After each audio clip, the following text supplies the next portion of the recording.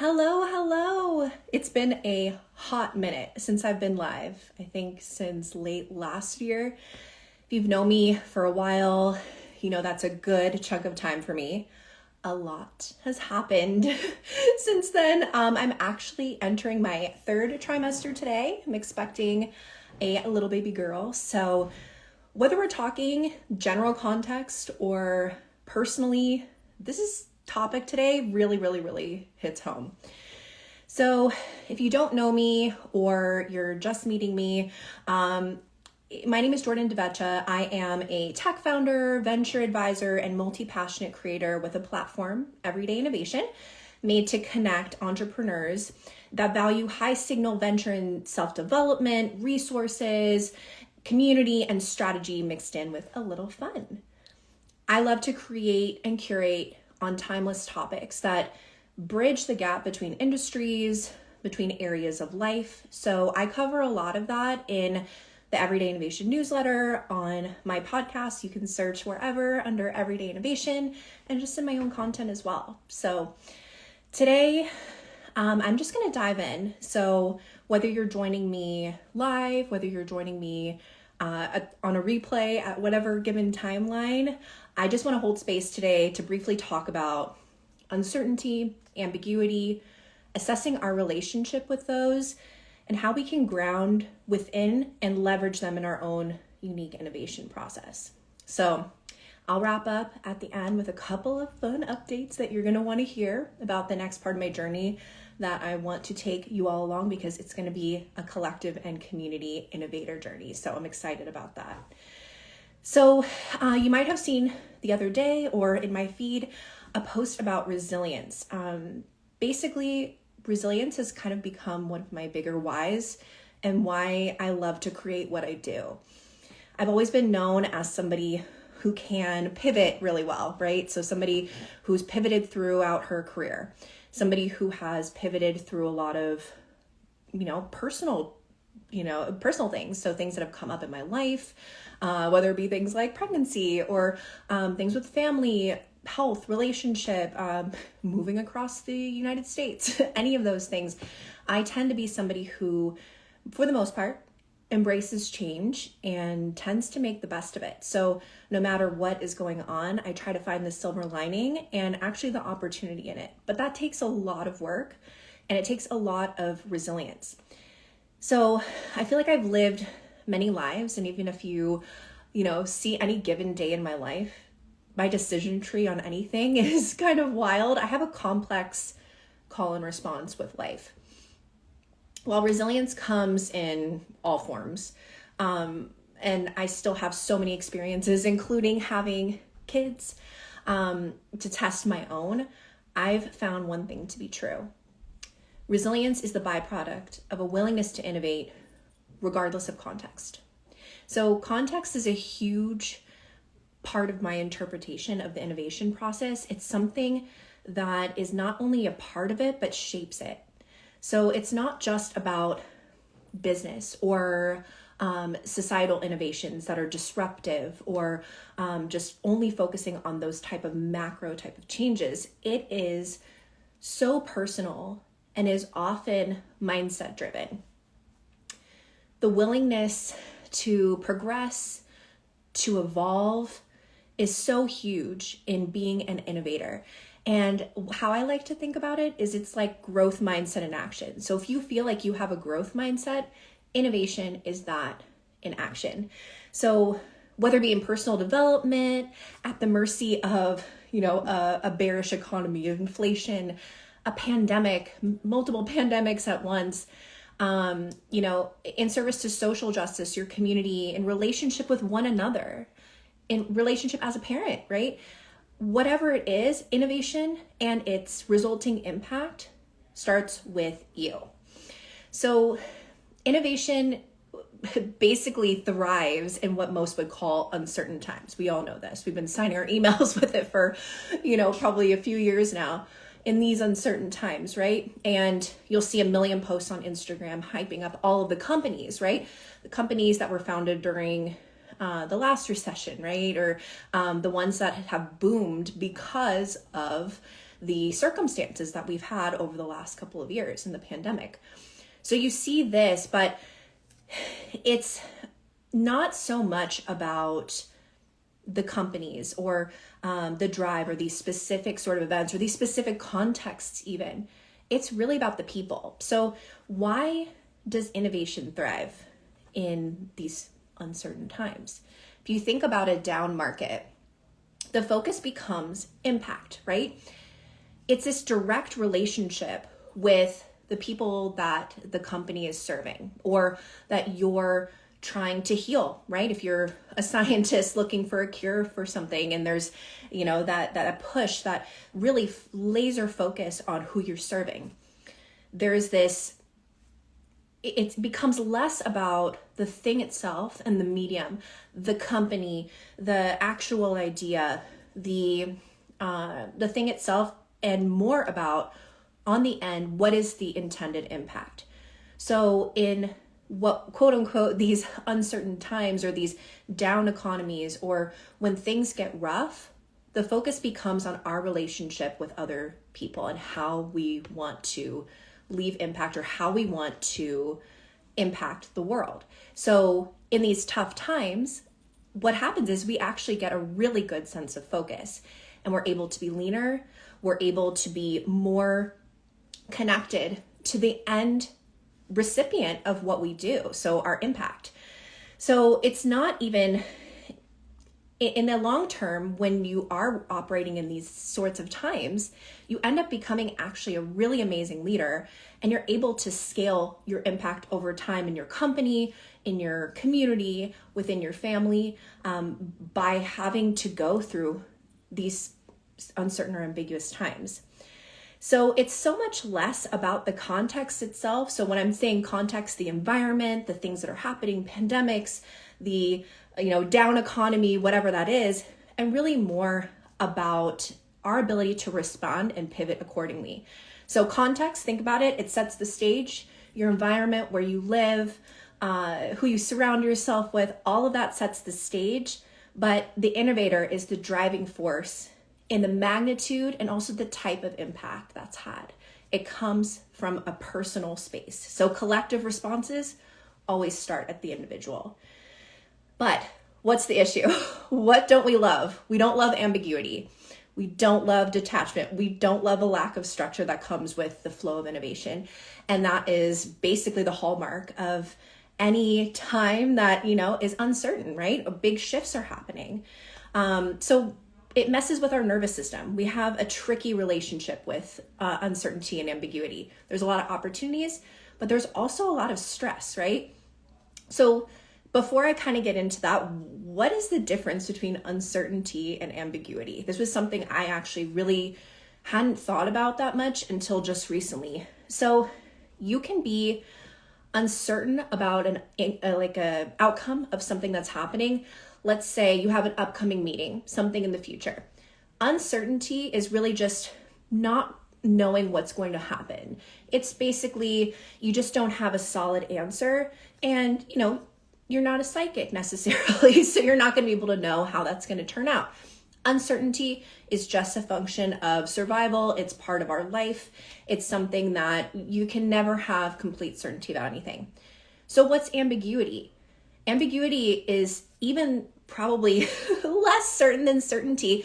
It's really you're still kind of defining the problem, right?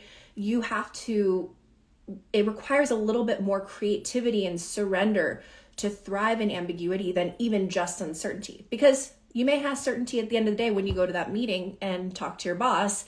But in ambiguity, it might be, what do I do when I step out of my comfort zone? How is this going to be playing out? What kind of business should I start? So ambiguity ends up being an even more amorphous type of uncertainty that I think needs to be addressed, other than just the uncertainties that we face in a daily life. Uncertainty tends to be really triggering. We want to be certain, right? We derive our confidence from being certain. Without it, we fall prey to anxiety, to imposter syndrome, this lack of confidence. There's nothing wrong with certainty though. Again, it is something that was designed for our survival. In fact, it's part of our brain's attempt at keeping us safe.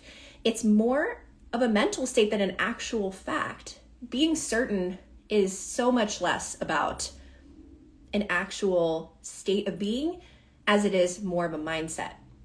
And sometimes with people probably like us who have a very open mindset, certainty can be fleeting. And a lot of times we grasp at things for certainty and it doesn't even align with us. And we can make misaligned decisions based off of that. We take strategies from other people that maybe don't actually fit us because we want that sense of certainty. And sometimes we settle for less because of that. Ambiguity is more of, what if I try to learn from other cultures? What if I put myself in different contexts? What if there's an alternate way? Instead of having to go after that immediate certainty, that feeling that you get when you're just like, okay, fine, it's done, I got it, and settling for less, we want to start to thrive and embrace ambiguity. So what's your mindset around ambiguity and uncertainty? There's a couple of terms from this book. It's awesome, from Navigating Ambiguity, that I want to share. It's from the Stanford Design School. Really, really great book. So Navigating Ambiguity, if you ever want to read it. But this is just a reflection point for you. If you want to kind of look at, how do I approach this in different areas of my life, whether it's parenting, whether it's in your business, whether it's in your larger community, wherever it may be, just take a moment to reflect on this. This is a great journaling prompt as well. But do you endure ambiguity? Do you engage with it? Or do you embrace it? So the difference between enduring, engaging, or embracing ambiguity is just little nuances here and there that you can apply to wherever area of life that you want to. So enduring would be, for example, you're prioritizing certainty. So ambiguity is kind of the thing that comes between you and the solution, right? So it's the thing that you have to endure, the obstacle that you have to overcome to get to your goal. Engaging with ambiguity is something maybe that you dip in and out of. You see the appeal of a challenge. It's like kind of taking a different road to where you're going, right? It's a gamble, it's excitement, it's maybe exhaustion too. It's kind of this nuanced piece that you need to work through. But you also see the value in taking the road less traveled to maybe get, the answer, a new answer to a problem that you're trying to solve. And then there's embracing ambiguity. That means you rely on it. You thrive in the unknown. The more you explore, the more you learn. But the harder part about this is it's harder to navigate. It's harder to anchor yourself. But really that's kind of where the gold is. So just in thinking on those three terms, do you endure ambiguity? Do you engage with it? Or do you embrace it? This may be a different answer in different areas of your life. You may embrace it when you are, let's say, dating.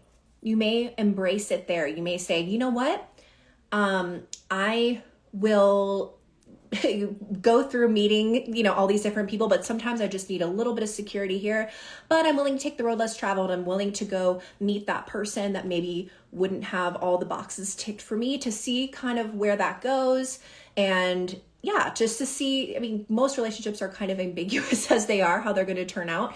So I'm willing to, embrace that insecurity, but at the same time, there's going to be certain parameters that I'm going to truly put around it. This isn't going to be something I'm going to be fully immersing myself in, because, that's a lot of time. That's a lot of digging around with other people. I kind of need to have my boundaries around that.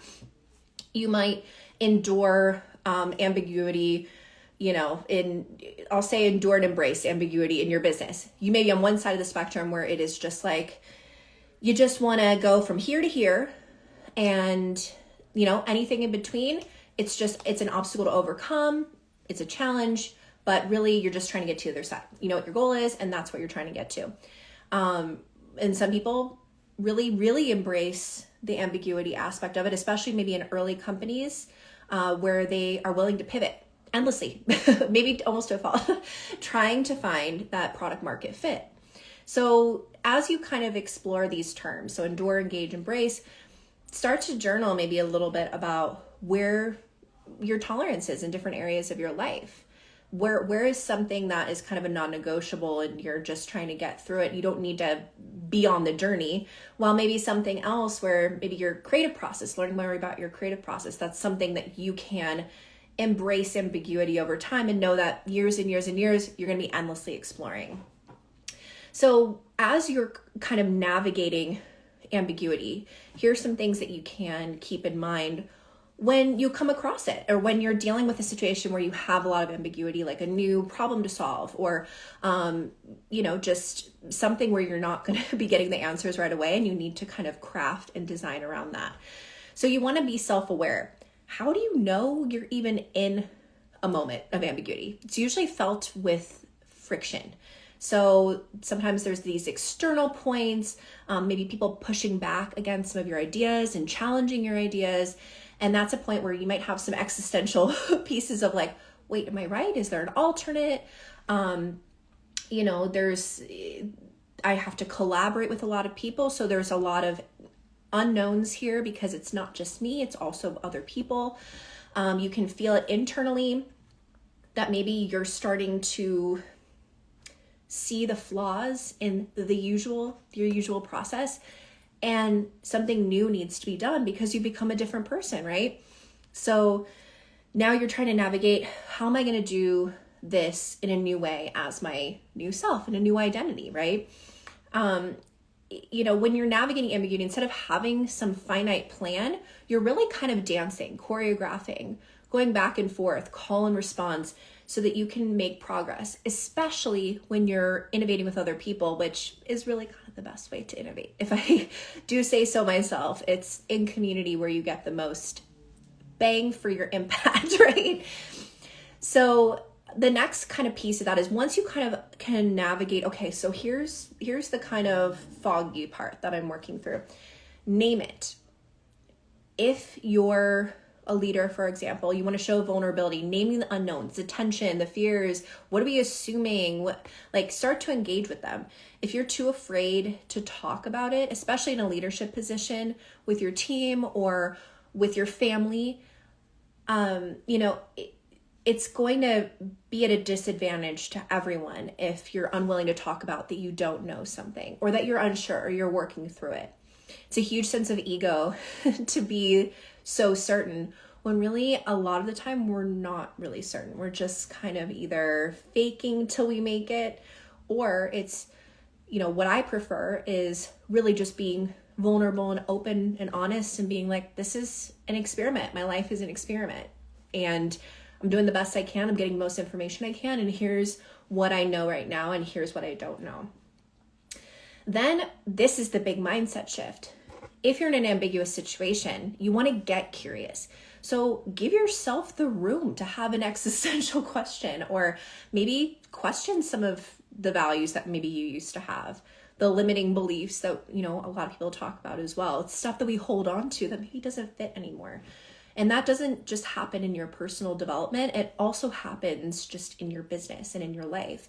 There are things that we hold on to all the time that block us from innovation and from growth, because they just don't fit anymore. It's just the context doesn't make sense for the context anymore. It doesn't make sense for us anymore. It doesn't make sense for the problem anymore. It doesn't make sense for the business, whatever it might be. It's just outdated, right?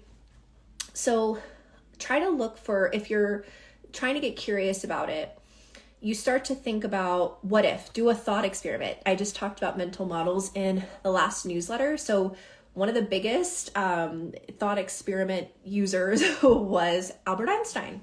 He would work through so many solutions, just getting curious and saying, what if this, and following it down the path. And instead of just going with the first thing that you think about, you start exploring different avenues and letting yourself do that for a little while, so that you can create a little bit more certainty around exploring different paths. Once you explore and start to experiment, you're going to have a better understanding of what the actual situation is. You can also look for inspiration too. So even in, the resources that I share, I love to share inspiration, good books, resources, tools.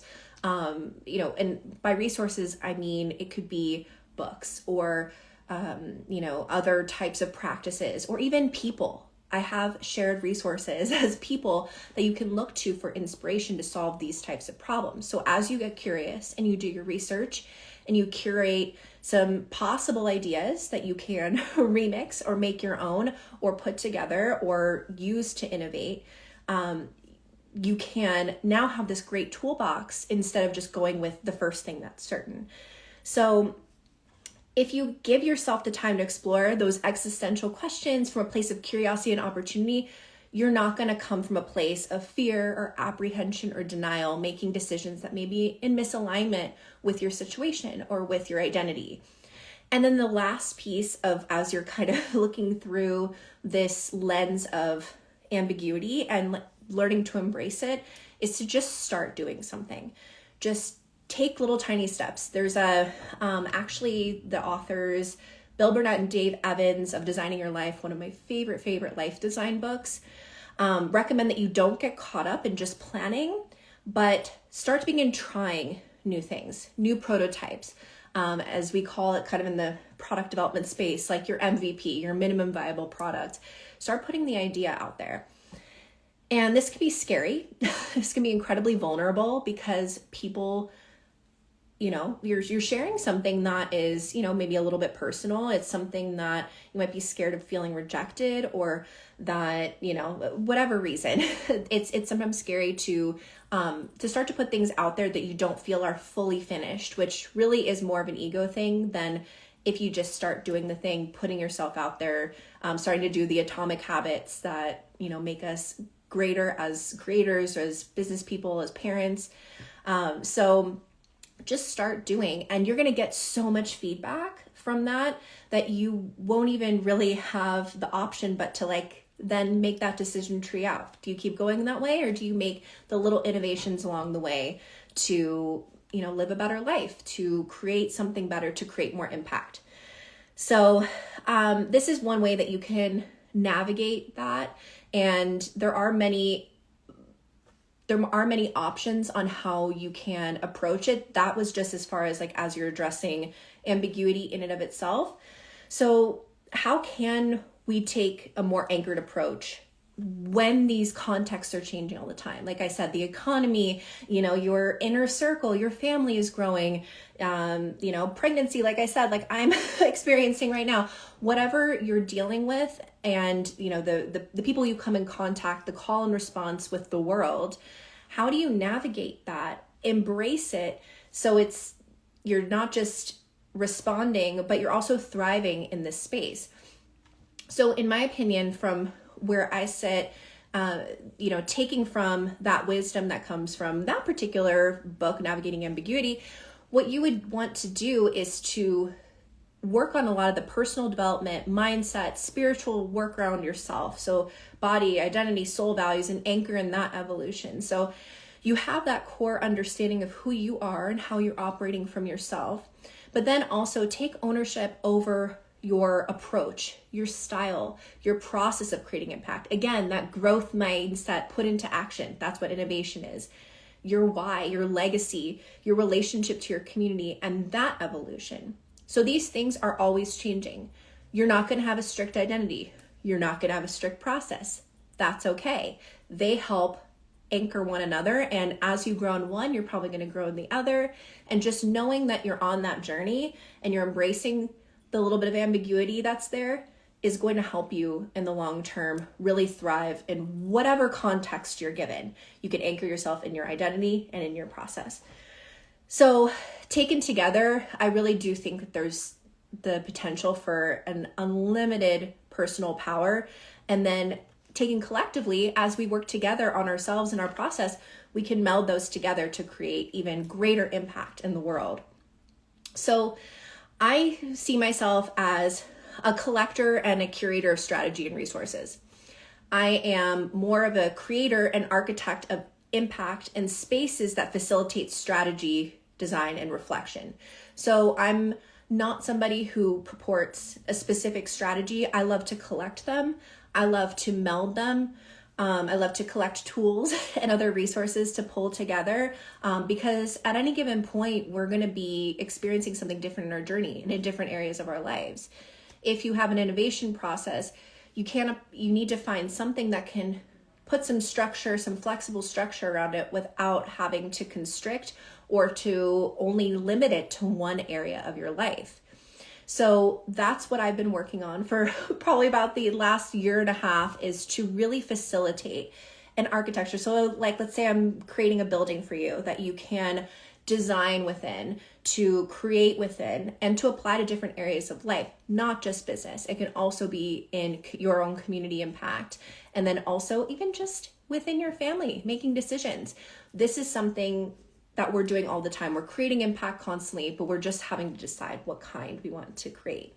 So I'm going to follow my own advice in that when you are able to get curious, to share more, you're able to create a better outcome and to connect more with your community. So I'm calling this Innovate in Public. So what I'm doing is over the next, I would say, few months and then going into next year, I'm taking this at least year and a half worth of research that I've been doing and work that I've been doing behind the scenes and bringing it more public and making it more collaborative. So just going to share with you a little bit about what I'm doing and how that applies to this. I've been working on what I call very flexible architecture for designing strategy for whether it's your business or just your innovation process. I don't just say creative process, I say innovation process because it's something that is a feedback loop that you continue to evolve over time, right? And it is something that takes into consideration the context in which you're working in, which is a huge piece of it. And that's something that I'll explain as I kind of get into more of the details of that. So next week, I'm actually kicking off this ongoing project that I like to call Innovator OS. So that is, let's say, the living, breathing version of this methodology and this architecture that if you're willing to embrace, it'll help put some anchors around your own strategy design process. Not tell you what to do, but it'll give you the architecture within which you can create your own strategies in different areas of your life. So especially I focus a bit more on venture just because a lot of people will ask me personally, just because I'm an entrepreneur, for this advice in this particular area, but I also believe it applies to areas of your life as well. So that is actually coming out next week. I'm going to have this beautiful canvas that I'm going to share with you. It'll be ongoing, built ongoing. So you'll see some evolutions of it over time, not the basics, but in the actual details within it and the different applications of where it can live in your life and how you can use it in different situations. So that's coming out next week. And if you're a Notion lover, I'm going to adopt that into a Notion version over time as well, but I will have kind of more of the physical canvas for you to work with. So Innovator OS is going to build out over time. That's also an area where I'm looking for collaboration too, because again, I love working with experts. So people who are, let's say, brand experts, let's say coaches, people who are really experts in marketing strategies or communication strategies, storytelling, in analytics. All of these areas are going to be up for open collaboration because this is where I want to add pieces over time together where I can help bring the architecture and you can bring the expertise in so that it can serve the larger community in their innovation process and their strategy. So that's what I call the productivized version of it. So there's a lot of opportunities for collaboration there. And in the community, which you can see linked in, it's galaxy.everydayinnovation.io. You can also go to @everydayinnovation_ on Instagram. And in the bio there's also a link. I'll also share that in many, many other places. But in the community, that's where you're going to have a lot more access to quote unquote beta type early questions, building a little bit more together. There's going to be a lot I share in public, but there's also going to be a lot more that I share in that more intimate space just because, yes, you want to share as much as you can, but with trusted innovators, people who understand the process and want to contribute to the process. And there's opportunities for monetization there, not just for me, but for you as well. So just throwing that out there to all my experts in the audience. So other stuff that's coming up, September and October, I've been doing a lot of one-on-one advising for a long time, but it's always been through referral. So I'm actually going to be sharing a few opportunities there for very specific types of advising for new ventures and also in the tech space. So I'm excited to share that with you. It's only going to be September and October really, because I'm having this baby in November, maybe late October, we'll see. But there are going to be some opportunities for that. And then not just via calls, but also I'm a big Telegram fan. So there might be something there for you that you might be interested in.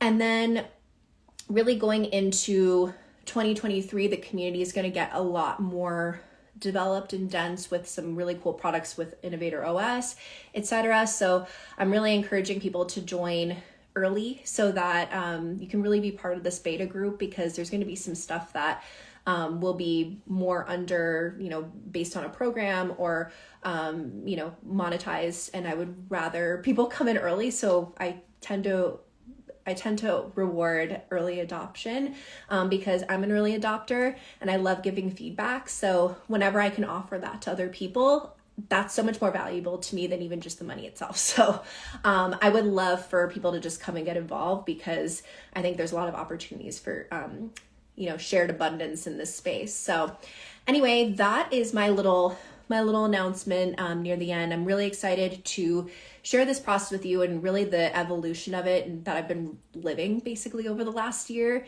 and how you can use it in your own venture design. Let's say you're starting something new, when I say venture, it doesn't have to just be business, could be side hustle, could be a new community project, social impact project. This is going to be really helpful for you. So thank you so much for joining me today. Again, embrace ambiguity as much as you can. Start to live within it, thrive within it. And there's so many tools that are out there that can allow you to live in the moment, learn from it, and innovate over time. Thank you so much for joining me today. And if you like this or you have any questions, make sure to send me a DM on Instagram or connect with me more in the community, galaxy.everydayinnovation.io. And you can subscribe to the newsletter or read blog posts on everydayinnovation.io. Thank you so much.